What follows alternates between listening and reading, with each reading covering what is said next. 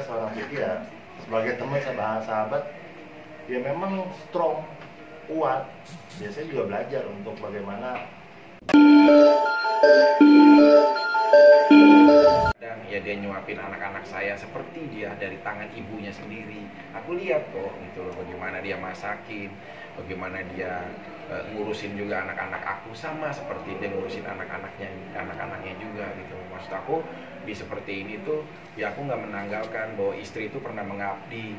Cuma di dalam konteks peristiwa hukum atau kejadiannya, nah ini yang aku belum bisa tolerin. Karena biar bagaimanapun, aku udah bilang di dalam surat An-Nisa ayat 34, kutipannya sebagai apa yang ada itu sebagiannya adalah setakwa-takwanya ataupun orang wanita yang soleha itu adalah dia yang takwa kepada Allah dan menjaga dirinya di saat suaminya tidak berada gitu ataupun tidak bersamanya.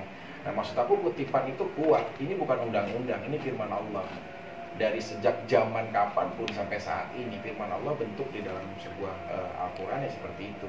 Jadi sebagai ya aku pria muslim, aku selalu berdiri bahwa jangan pernah ada yang membenarkan seperti itu. Nah ini yang harus kita benar-benar sama-sama tadi Bro Ramdan bilang sebagai kuasa hukum aku bukan hanya membela fikihnya, tapi ini moralnya gitu loh, kondisi, situasi, terus juga syariatnya gitu loh. Mungkin ya aku muslim, mungkin berkeyakinan lain juga mungkin ada beberapa ajaran yang tidak membenarkan peristiwa itu gitu loh. Nah maksud aku kalau pribadinya udah saling memaafkan, tapi konteks bahwa apa yang terjadi pada situasinya aku tidak membenarkan itu benar gitu loh. Gitu sih.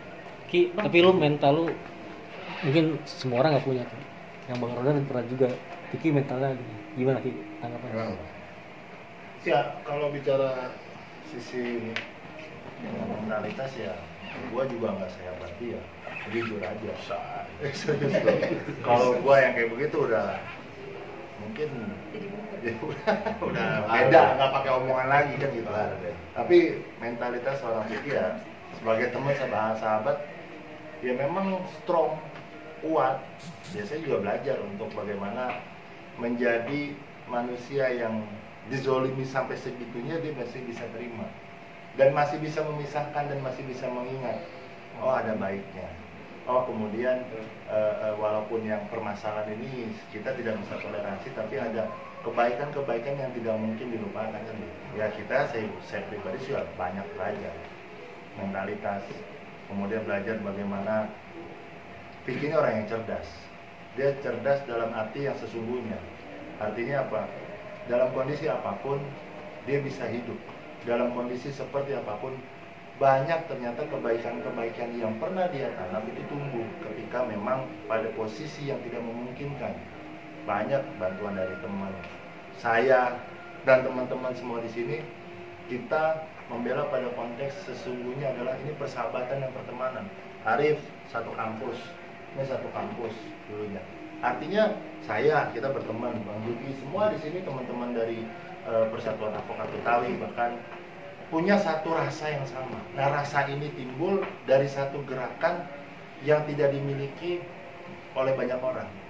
Bagaimana dia bisa menghibur, walaupun banyak mungkin di luar sana yang bilang wah Vicky ini tidak baik, Vicky ini kemudian bermasalah terus. Tapi kalau dari konteks kita memurnikan pemikiran yang bermasalahnya di mana? Tidak mungkin kalau Vicky bilang penjahat punya masa lalu, apa gimana bro? Ada orang suci, memiliki masa lalu, pendosa berhak atas masa depan. Nah itu, artinya apa? Ketika kita pendosa, kita juga punya hak untuk masa depan yang lebih baik. Dan inilah yang perlu kita sama-sama belajar. Saya pun belajar gitu loh. Teman-teman ini pasti belajar.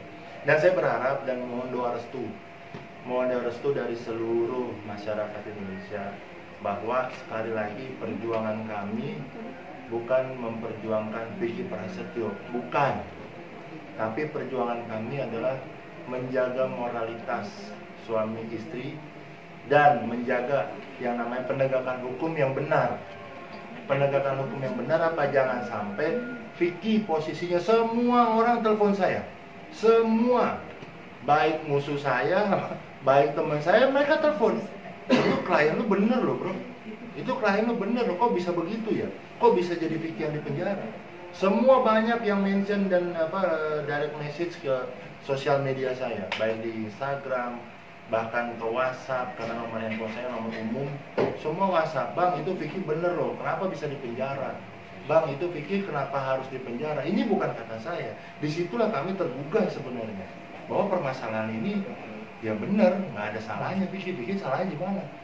Ada norma, di mana adabnya, di mana normanya. Kalau kayak begitu, dan bahkan dalam persidangan pun ternyata jelas, bukan sekali dua kali berada di rumah dalam jam-jam tertentu itu, berulang kali, dan ini menjadi kecurigaan besar.